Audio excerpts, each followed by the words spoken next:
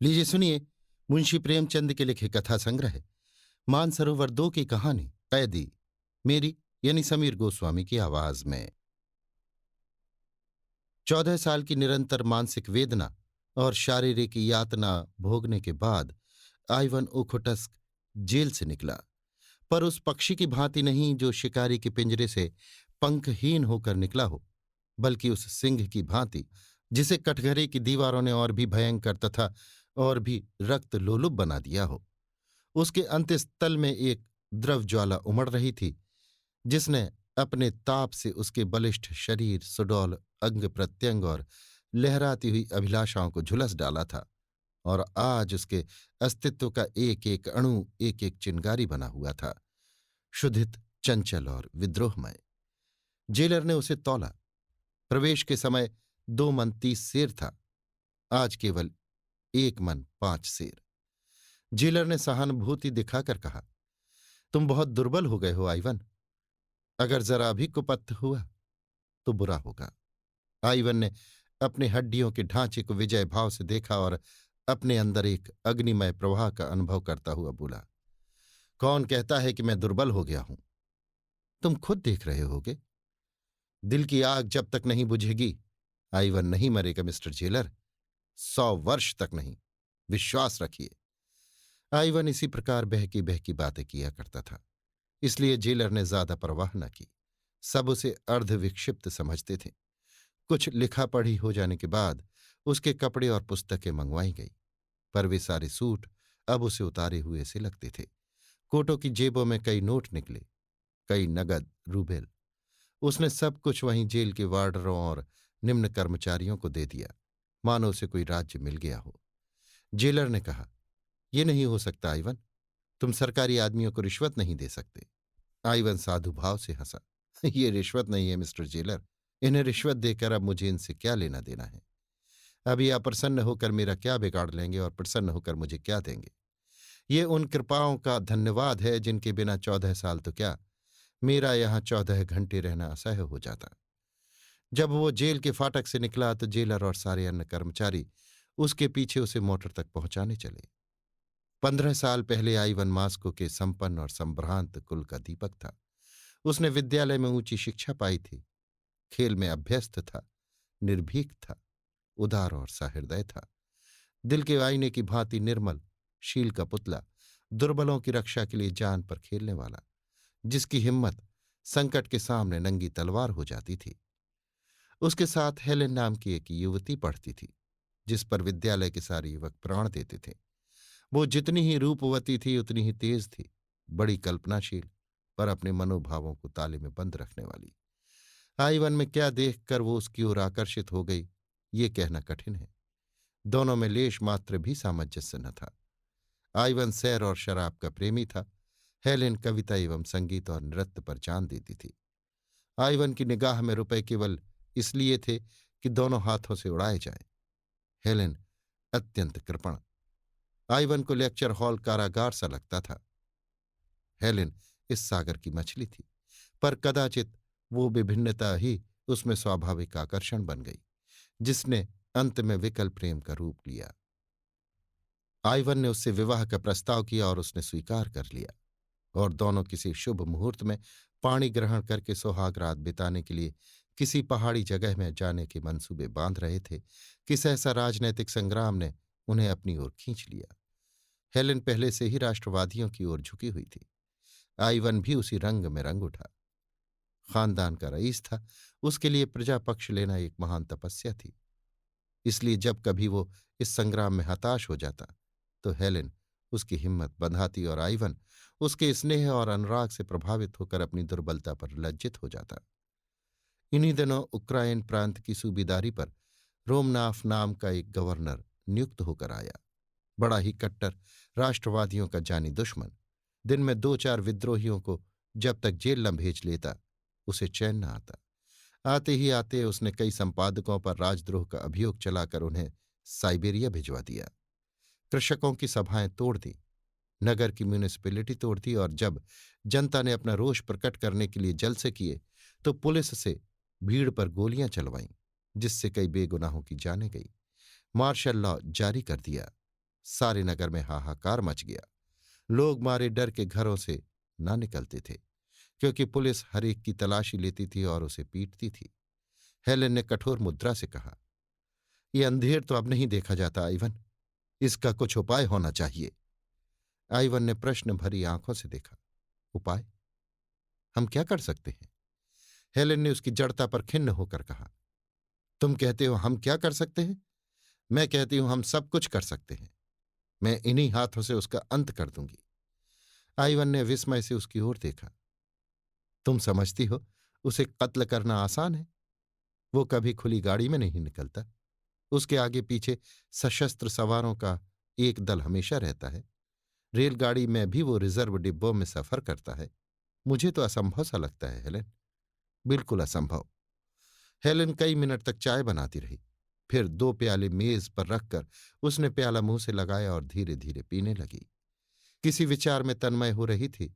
सहसा उसने प्याला मेज पर रख दिया और बड़ी बड़ी आंखों में तेज भरकर बोली, ये सब कुछ होते हुए भी मैं उसे कत्ल कर सकती हूं आइवन।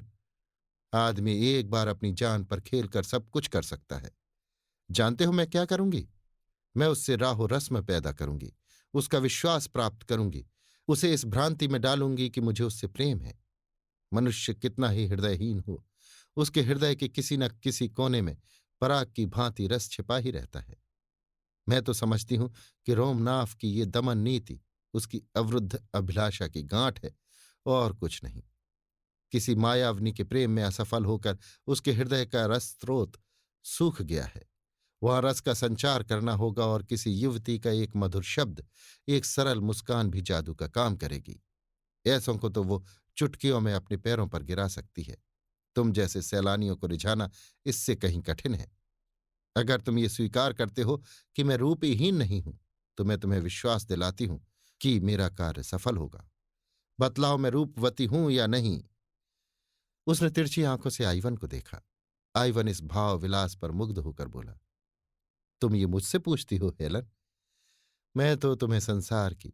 हेलन ने उसकी बात काटकर कहा, अगर तुम ऐसा समझते हो तो तुम मूर्ख हो आइवन।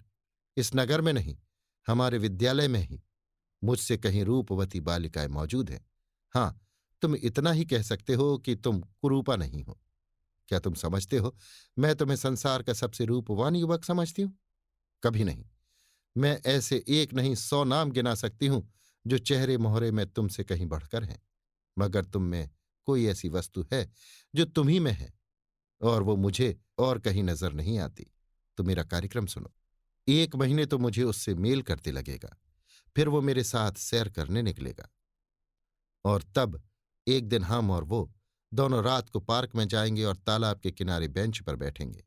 तुम उसी वक्त रिवॉल्वर लिए आ जाओगे और वहीं पृथ्वी उसके बोझ से हल्की हो जाएगी। जैसा हम पहले कह चुके हैं, आइवन एक रईस का लड़का था और क्रांतिमय राजनीति से उसका हार्दिक प्रेम न था। हेलेन के प्रभाव से कुछ मानसिक सहानुभूति अवश्य पैदा हो गई थी, और मानसिक सहानुभूति प्राणी को संकट में नहीं डालती। उसने प्रकट रूप से तो कोई आपत्ति नहीं की, लेकिन कुछ संदिग्ध भाव से बोला, ये तो सोचो हेलेन, इस तरह की हत्या क्या मानुषीय कृति है? हेलेन ने तीखेपन से कहा, जो दूसरों के साथ मानुषीय व्यवहार नहीं करता, उसके साथ हम क्यों मानुषीय व्यवहार करें? क्या ये सूर्य की भांति प्रकट नहीं है कि आज सैकड़ों परिवार इस राक्षस के हाथों तबाह हो रहे हैं? कौन जानता है इसके हाथ कितने बेगुनाहों के खून से रंगे हुए हैं? ऐसे व्यक्ति के साथ किसी तरह की रियायत करना असंगत है। तुम न जाने क्यों इतने ठंडे हो। मैं तो उसके दुष्ट आचरण को देखती हूं तो मेरा रक्त खौलने लगता है। मैं सच कहती हूं, जिस वक्त उसकी सवारी निकलती है, मेरी बोटी बोटी हिंसा के आवेग से कांपने लगती है। अगर मेरे सामने कोई उसकी खाल भी खींच ले तो मुझे दया ना आए। अगर तुम में इसका साहस नहीं है तो कोई हरज नहीं, मैं खुद सब कुछ कर लूंगी। हाँ, देख लेना मैं कैसे उस कुत्ते को जहन्नुम पहुंचाती हूं। हेलेन का मुखमंडल हिंसा के आवेग से लाल हो गया। आइवन ने लज्जित होकर कहा, नहीं नहीं, ये बात नहीं है हेलेन। मेरा ये आशय न था कि मैं इस काम में तुम्हें सहयोग न करूंगा। मुझे आज मालूम हुआ कि तुम्हारी आत्मा देश की दुर्दशा से कितनी विकल है। लेकिन मैं फिर यही कहूंगा कि ये काम इतना आसान नहीं है और हमें बड़ी सावधानी से काम लेना पड़ेगा। हेलेन ने उसके कंधे पर हाथ रखकर कहा, तुम इसकी कुछ चिंता न करो आइवन। संसार में मेरे लिए जो वस्तु सबसे प्यारी है उसे दांव पर रखते हुए क्या मैं सावधानी से काम न लूंगी? लेकिन तुमसे एक याचना करती हूं, अगर इस बीच मैं कोई ऐसा काम करूं जो तुम्हें बुरा मालूम हो तो तुम मुझे क्षमा करोगे ना? आइवन ने विस्मय भरी आंखों से हेलेन के मुख की ओर देखा। उसका आशय उसकी समझ में न आया। हेलेन डरी। आइवन कोई नई आपत्ति तो नहीं खड़ी करना चाहता। आश्वासन के लिए अपने मुख को उसके आतुर अधरों के समीप ले जाकर बोली, प्रेम का अभिनय करने में मुझे वो सब कुछ करना पड़ेगा जिस पर एकमात्र तुम्हारा ही अधिकार है। मैं डरती हूं कहीं तुम मुझ पर संदेह न करने लगो। आइवन ने उसे करपाश में लेकर कहा, यह असंभव है हेलेन। विश्वास प्रेम की पहली सीढ़ी है। अंतिम शब्द कहते कहते उसकी आंखें झुक गई। इन शब्दों में उदारता का जो आदर्श था वो उस पर पूरा उतरेगा या नहीं, वो यही सोचने लगा। इसके 3 दिन पीछे नाटक का सूत्रपात हुआ। हेलेन अपने ऊपर पुलिस के निराधार संदेह की फरियाद लेकर रोमनाफ से मिली और उसे विश्वास दिलाया कि पुलिस के अधिकारी उससे केवल इसलिए असंतुष्ट हैं कि वो उनके कलुषित प्रस्तावों को ठुकरा रही है। ये सत्य है कि विद्यालय में उसकी संगति कुछ उग्र युवकों से हो गई थी, पर विद्यालय से निकलने के बाद उसका उनसे कोई संबंध नहीं है। रोमनाफ जितना चतुर था उससे कहीं चतुर अपने को समझता था। अपने 10 साल के अधिकारी जीवन में उसे किसी ऐसी रमणी से साबिकाना पड़ा था जिसने उसके ऊपर इतना विश्वास करके अपने को उसकी दया पर छोड़ दिया हो। किसी धन लोलुप की भांति सहसा ये धनराशि देखकर उसकी आंखों पर पर्दा पड़ गया। अपनी समझ में तो वो हेलेन से उग्र युवकों के विषय में ऐसी बहुत सी बातों का पता लगाकर फूला न समाया जो खुफिया पुलिस वालों को बहुत सिर मारने पर भी ज्ञात न हो सकी थी। पर इन बातों में मिथ्या का कितना मिश्रण है वो न भांप सका। इस आध घंटे में एक युवती ने एक अनुभवी अफसर को अपने रूप की मदिरा से उन्मत्त कर दिया था। जब हेलेन चलने लगी तो रोमनाफ ने कुर्सी से खड़े होकर कहा, मुझे आशा है ये हमारी आखिरी मुलाकात न होगी। हेलेन ने हाथ बढ़ाकर कहा, हुजूर ने जिस सौजन्य से मेरी विपत्ति कथा सुनी है उसके लिए मैं आपको धन्यवाद देती हूं। कल आप तीसरे पहर यहीं चाय पिए। रब्त जब्त बढ़ने लगा। हेलेन आकर रोज की बातें आइवन से कह सुनाती।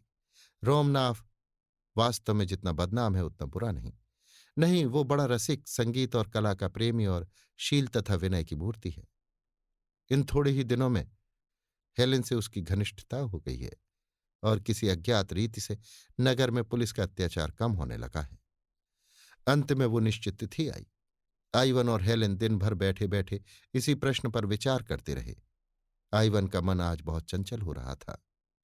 कभी अकारण ही हंसने लगता, कभी अनायास ही रो पड़ता। शंका, प्रतीक्षा और किसी अज्ञात चिंता ने उसके मनुसागर को इतना अशांत कर दिया था कि उसमें भावों की नौकाएं डगमगा रही थीं। न मार्ग का पता था न दिशा का। हेलेन भी आज बहुत चिंतित और गंभीर थी। आज के लिए उसने पहले ही से सजीले वस्त्र बनवा रखे थे। रूप को अलंकृत करने के न जाने किन किन विधानों का प्रयोग कर रही थी, पर इसमें किसी योद्धा का उत्साह नहीं, कायर का कंपन था। सहसा आइवन ने आंखों में आंसू भरकर कहा, तुम आज इतनी मायावनी हो गई हो हेलेन कि मुझे ना जाने क्यों तुमसे भय हो रहा है। हेलेन मुस्काई। उस मुस्कान में करुणा भरी हुई थी। मनुष्य को कभी कभी कितने ही अप्रिय कर्तव्यों का पालन करना पड़ता है आइवन। आज मैं सुधा से विष का काम लेने जा रही हूं। अलंकार का ऐसा दुरुपयोग तुमने कहीं और देखा है? आइवन उड़े हुए मन से बोला, इसी को राष्ट्र जीवन कहते हैं। ये राष्ट्र जीवन है, ये नरक है। मगर संसार में अभी कुछ दिन और इसकी जरूरत रहेगी। ये अवस्था जितनी जल्द बदल जाए उतना ही अच्छा। पांसा पलट चुका था। आइवन ने गर्म होकर कहा, अत्याचारियों को संसार में फलने फूलने दिया जाए, जिससे एक दिन इनके कांटों के मारे पृथ्वी पर कहीं पांव रखने की जगह न रहे। हेलेन ने कोई जवाब न दिया, पर उसके मन में जो अवसाद उत्पन्न हो गया था वो उसके मुख पर झलक रहा था। राष्ट्र उसकी दृष्टि में सर्वोपरि था। उसके सामने व्यक्ति का कोई मूल्य न था। अगर इस समय उसका मन किसी कारण से दुर्बल भी हो रहा था तो उसे खोल देने का उसमें साहस न था। दोनों गले मिलकर विदा हुए। कौन जाने ये अंतिम दर्शन हो। दोनों के दिल भारी थे और आंखें सजल। आइवन ने उत्साह के साथ कहा, मैं ठीक समय पर आ जाऊंगा। हेलेन ने कोई जवाब न दिया। आइवन ने फिर सनुरोध कहा, खुदा से मेरे लिए दुआ करना हेलेन। हेलेन ने जैसे रोते हुए गले से कहा, मुझे खुदा पर भरोसा नहीं है। मुझे तो है। कब से? जब से मौत मेरी आंखों के सामने खड़ी हो गई। वो वेग के साथ चला गया। संध्या हो गई थी और 2 घंटे के बाद ही उस कठिन परीक्षा का समय आ जाएगा जिससे उसके प्राण कांप रहे थे। वो कहीं एकांत में बैठकर सोचना चाहता था। आज उसे ज्ञात हो रहा था कि वो स्वाधीन नहीं है। बड़ी मोटी जंजीर उसके एक एक अंग को जकड़े हुए थी। इन्हें वो कैसे तोड़े?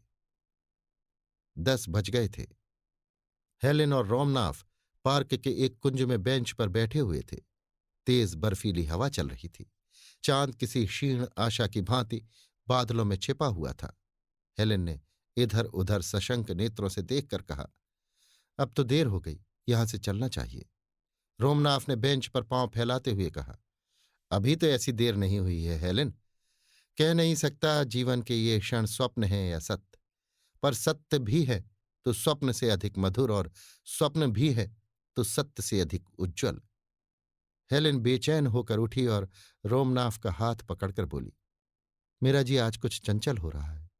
सिर में चक्कर सा आ रहा है। चलो मुझे मेरे घर पहुंचा दो। रोमनाफ ने उसका हाथ पकड़कर अपनी बगल में बैठाते हुए कहा, लेकिन मैंने मोटर तो 11 बजे बुलाई है। हेलेन के मुंह से चीख निकल गई, 11 बजे?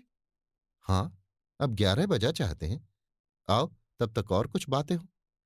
रात तो काली बलासी मालूम होती है। जितनी ही देर उसे दूर रख सकूं उतना ही अच्छा। मैं तो समझता हूं उस दिन तो मेरे सौभाग्य की देवी बनकर आई थी हेलेन। नहीं तो अब तक मैंने न जाने क्या क्या अत्याचार किए होते। उस उदार नीति ने वातावरण में जो शुभ परिवर्तन कर दिया, उस पर मुझे स्वयं आश्चर्य हो रहा है। महीनों के दमन ने जो कुछ न कर पाया था, वो दिनों के आश्वासन ने पूरा कर दिखाया। और इसके लिए मैं तुम्हारा ऋणी हूं हेलेन, केवल तुम्हारा। पर खेद यही है कि हमारी सरकार दवा करना नहीं जानती, केवल मारना जानती है। जार के मंत्रियों में अभी से मेरे विषय में संदेह होने लगा है और मुझे यहां से हटाने का प्रस्ताव हो रहा है। सहसा टॉर्च का चकाचौंध पैदा करने वाला प्रकाश बिजली की भांति चमक उठा और रिवॉल्वर छूटने की आवाज आई। उसी वक्त रोमनाफ ने उछलकर आइवन को पकड़ लिया और चिल्लाया, पकड़ो पकड़ो, खून! हेलेन, तुम यहां से भागो! पार्क में कई संतरी थे, चारों ओर से दौड़ पड़े। आइवन घिर गया। एक क्षण में न जाने कहां से टाउन पुलिस, सशस्त्र पुलिस, गुप्त पुलिस और सवार पुलिस के जत्थे के जत्थे आ पहुंचे। आइवन गिरफ्तार हो गया। रोमनाफ ने हेलेन से हाथ मिलाकर संदेह के स्वर में कहा, ये आइवन तो वही युवक है जो तुम्हारे साथ विद्यालय में था। हेलेन ने क्षुब्ध होकर कहा, हाँ है, लेकिन मुझे इसका जरा भी अनुमान न था कि वो क्रांतिकारी हो गया है। गोली मेरे सिर पर से सन्न सन्न करती हुई निकल गई। या ईश्वर, मैंने दूसरा फायर करने का अवसर ही न दिया। मुझे इस युवक की दशा पर दुख हो रहा है हेलेन। ये अभागे समझते हैं कि इन हत्याओं से वे देश का उद्धार कर लेंगे। अगर मैं मर ही जाता तो क्या मेरी जगह कोई मुझसे भी ज्यादा कठोर मनुष्य न आ जाता? लेकिन मुझे जरा भी क्रोध, दुख या भय नहीं है हेलेन। तुम बिल्कुल चिंता न करना। चलो, मैं तुम्हें पहुंचा दूं। रास्ते भर रोमनाफ इस आघात से बच जाने पर अपने को बधाई और ईश्वर को धन्यवाद देता रहा और हेलेन विचारों में मग्न बैठी रही। दूसरे दिन मजिस्ट्रेट के इजलास में अभियोग चला और हेलेन सरकारी गवाह थी। आइवन को मालूम हुआ कि दुनिया अंधेरी हो गई है और वो उसकी अथाह गहराई में धंसता चला जा रहा है। 14 साल के बाद आइवन रेलगाड़ी से उतरकर हेलेन के पास जा रहा है। उसे घर वालों की सुध नहीं है। माता और पिता उसके वियोग में मरणासन्न हो रहे हैं, इसकी उसे परवाह नहीं है। वो अपने 14 साल के पाले हुए हिंसा भाव से उन्मत्त हेलेन के पास जा रहा है। पर उसकी हिंसा में रक्त की प्यास नहीं है, केवल गहरी दाहक दुर्भावना है। इन 14 सालों में उसने जो यातनाएं झेली हैं, उनके 2-4 वाक्यों में मानो सत्य निकालकर विष के समान हेलेन की धमनियों में भरकर उसे तड़पते हुए देखकर वो अपनी आंखों को तृप्त करना चाहता है। और वो वाक्य क्या है? हेलेन, तुमने मेरे साथ जो दगा की है वो शायद त्रिया चरित्र के इतिहास में भी अद्वितीय है। मैंने अपना सर्वस्व तुम्हारे चरणों पर अर्पण कर दिया। मैं केवल तुम्हारे इशारों का गुलाम था। तुमने ही मुझे रोमनाफ की हत्या के लिए प्रेरित किया और तुमने ही मेरे विरुद्ध साक्षी दी, केवल अपने कुटिल काम लिप्सा को पूरा करने के लिए। मेरे विरुद्ध कोई दूसरा प्रमाण न था। रोमनाथ और उसकी सादी पुलिस भी झूठी शहादतों से मुझे परास्त न कर सकती थी, मगर तुमने केवल अपनी वासना को तृप्त करने के लिए, केवल रोमनाथ के विषाक्त आलिंगन का आनंद उठाने के लिए मेरे साथ ही विश्वासघात किया। पर आंखें खोलकर देखो कि वही आईवन जिसे तुमने पैर के नीचे कुचला था, आज तुम्हारी उन सारी मक्कारियों का पर्दा खोलने के लिए तुम्हारे सामने खड़ा है। तुमने राष्ट्र की सेवा का बीड़ा उठाया था। तुम अपने को राष्ट्र की वेदी पर होम कर देना चाहती थी, किंतु कुत्सित कामनाओं के पहले ही प्रलोभन में तुम अपने सारे बहुरूप को तिलांजलि देकर भोग लालसा की गुलामी करने पर उतर गई। अधिकार और समृद्धि के पहले ही टुकड़े पर तुम दुम हिलाती हुई टूट पड़ी। धिक्कार है तुम्हारी इस भोग लिप्सा को, तुम्हारे इस कुत्सित जीवन को। संध्या काल था। पश्चिम के क्षितिज पर दिन की चिता जलकर ठंडी हो रही थी और रोमनाथ के विशाल भवन में हेलेन की अर्थी को ले चलने की तैयारियां हो रही थीं। नगर के नेता जमा थे और रोमनाथ अपने शोक कंपित हाथों से अर्थी को पुष्पहारों से सजा रहा था एवं उन्हें अपने आत्मजल से शीतल कर रहा था। उसी वक्त आईवन उन्मत्त वेश में, दुर्बल, झुका हुआ, सिर के बाल बढ़ाए, कंकाल सा आकर खड़ा हो गया। किसी ने उसकी ओर ध्यान न दिया। समझे कोई भिक्षुक होगा जो ऐसे अवसरों पर दान के लोभ से आ जाया करते हैं। जब नगर के बिशप ने अंतिम संस्कार समाप्त किया और मरियम की बेटियां नए जीवन के स्वागत पर गीत गा चुकी, तो आईवन ने अर्थी के पास जाकर आवेश से कांपते हुए स्वर में कहा, ये वो दुष्टा है जिसे सारी दुनिया की पवित्र आत्माओं की शुभकामनाएं भी नरक की यातना से नहीं बचा सकती। वो इस योग्य थी कि उसकी लाश। कई आदमियों ने दौड़कर उसे पकड़ लिया और धक्के देते हुए फाटक की ओर ले चले। उसी वक्त रोमनाथ ने आकर उसके कंधे पर हाथ रख दिया और उसे अलग ले जाकर पूछा, दोस्त, क्या तुम्हारा नाम क्लॉडियस आइवनाफ है? हाँ, तुम वही हो। मुझे तुम्हारी सूरत याद आ गई। मुझे सब कुछ मालूम है, रत्ती रत्ती मालूम है। हेलेन ने मुझसे कोई बात नहीं छिपाई। अब वो इस संसार में नहीं है। मैं झूठ बोलकर उसकी कोई सेवा नहीं कर सकता। तुम उस पर कठोर शब्दों का प्रहार करो या कठोर आघातों का, वो समान रूप से शांत रहेगी। लेकिन अंत समय तक वो तुम्हारी याद करती रही। उस प्रसंग की स्मृति उसे सदैव रुलाती रहती थी। उसके जीवन की यह सबसे बड़ी कामना थी कि तुम्हारे सामने घुटने टेक कर क्षमा की याचना करे। मरते मरते उसने ये वसीयत की कि जिस तरह भी हो सके उसकी ये विनय तुम तक पहुंचाऊं कि वो तुम्हारी अपराधिनी है और तुमसे क्षमा चाहती है। क्या तुम समझते हो, जब वो तुम्हारे सामने आंखों में आंसू भरे आती तो तुम्हारा हृदय पत्थर होने पर भी न पिघल जाता? क्या इस समय भी तुम्हें दीन याचना की प्रतिमा सी खड़ी नहीं दिखती? चलकर उसका मुस्कुराता हुआ चेहरा देखो। मोशियो आइवन, तुम्हारा मन अब भी उसका चुंबन लेने के लिए विकल हो जाएगा। मुझे जरा भी ईर्ष्या न होगी। उस फूलों की सेज पर लेटी हुई वो ऐसी लग रही है मानो फूलों की रानी हो। जीवन में उसकी एक ही अभिलाषा पूर्ण रह गई आइवन, वो तुम्हारी क्षमा है। प्रेमी हृदय बड़ा उदार होता है आइवन, वो क्षमा और दया का सागर होता है। ईर्ष्या और दंभ के गंदे नाले उसमें मिलकर उतने ही विशाल और पवित्र हो जाते हैं। जिसे एक बार तुमने प्यार किया, उसकी अंतिम अभिलाषा की तुम उपेक्षा नहीं कर सकते। उसने आइवन का हाथ पकड़ा और सैकड़ों कुतूहलपूर्ण नेत्रों के सामने उसे लिए हुए अर्थी के पास आया और ताबूत का ऊपरी तख्ता हटाकर हेलेन का शांत मुखमंडल उसे दिखा दिया। उस निस्पंद, निश्चेष्ट, निर्विकार छवि को मृत्यु ने एक दैवी गरिमा सी प्रदान कर दी थी, मानो स्वर्ग की सारी विभूतियां उसका स्वागत कर रही हैं।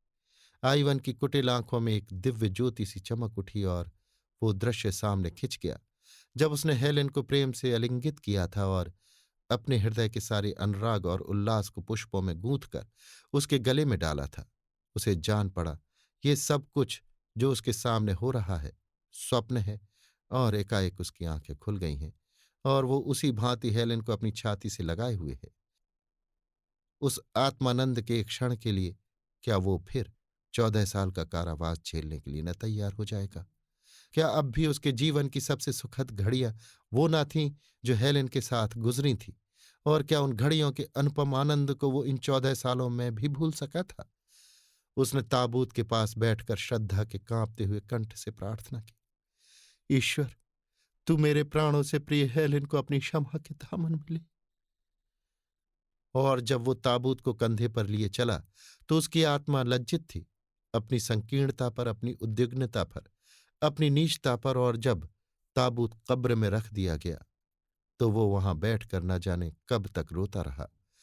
दूसरे दिन रोमनाथ जब फातिहा पढ़ने आया तो देखा आइवन सिजदे में सिर झुकाए हुए है और उसकी आत्मा स्वर्ग को प्रयाण कर चुकी है। अभी आप सुन रहे थे मुंशी प्रेमचंद के लिखे कथा संग्रह मानसरोवर 2 की कहानी कैदी, मेरी यानी समीर गोस्वामी की आवाज में।